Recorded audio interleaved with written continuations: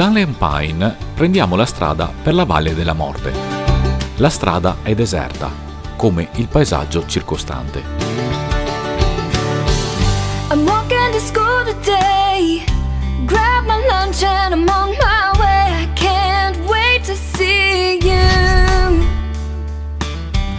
I walk through the hall. La Valle della Morte è un parco situato nello stato della California e in piccola parte nel Nevada, a poco più di 200 km a nord-ovest di Las Vegas.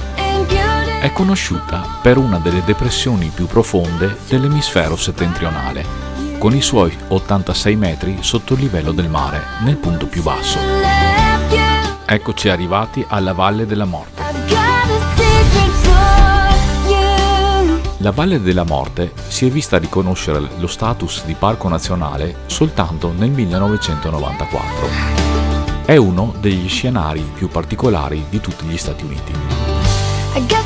Sebbene si presenti come un ambiente arido e inadatto alla vita, la Valle della Morte rappresenta un ecosistema importantissimo. Fra le sue dune di sabbia, le sue gole di pietra, i suoi crateri spenti, pullula una varietà di flora e fauna, compresi alcuni rari esemplari endemici. Qui in inverno può essere molto freddo e in estate il caldo raggiunge temperature davvero pericolose per la sopravvivenza umana. Il record è rappresentato dai 57 gradi nel 1913.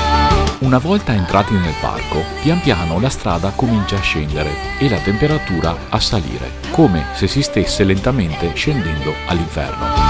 Ci fermiamo alla Mesquite Flat Sandine. Questa è la prima meta della Valle della Morte, le dune di sabbia. Un pezzo di Sahara trapiantato in America.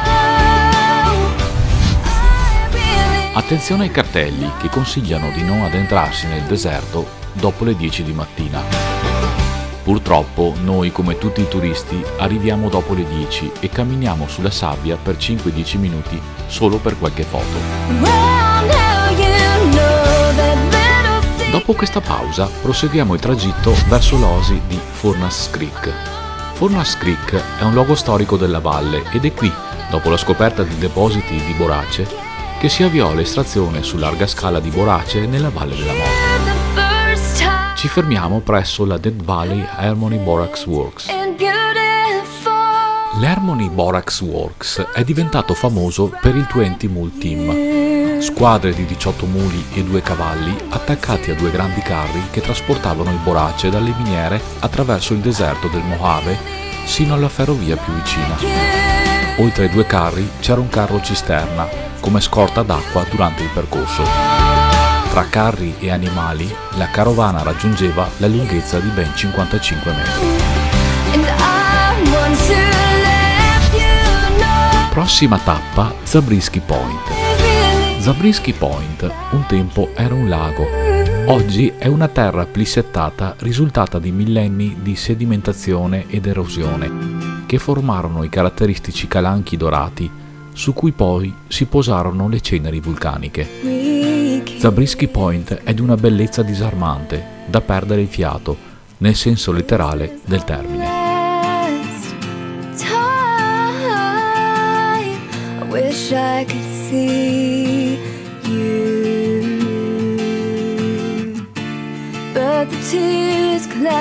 Eccoci ora al Golden Canyon. Ci troviamo a 3 miglia a sud di Furnace Creek. Qui c'è un trail di quasi 2 miglia che attraversa un piccolo canyon con formazioni rocciose di colore giallo. Nel Golden Canyon sono state girate alcune scene della saga di Star Wars. Proseguiamo per Devil Golf Course.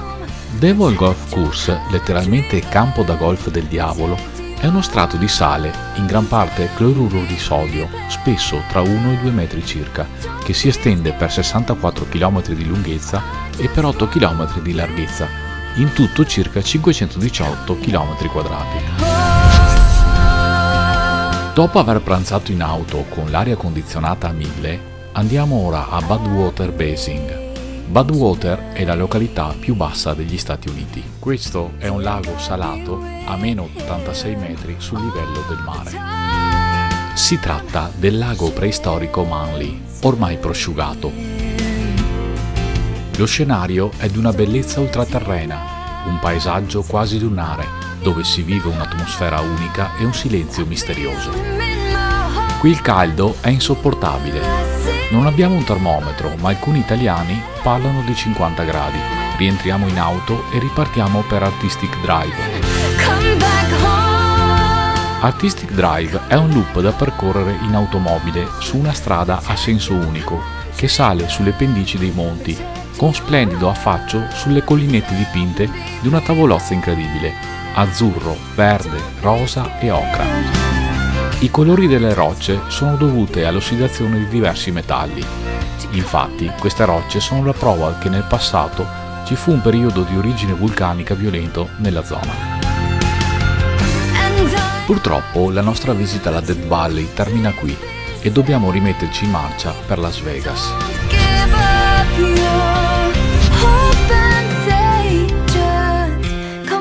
Per la strada facciamo sosta in un'area di servizio che ci fa capire che non siamo lontani dall'area 51. E poi via per Las Vegas.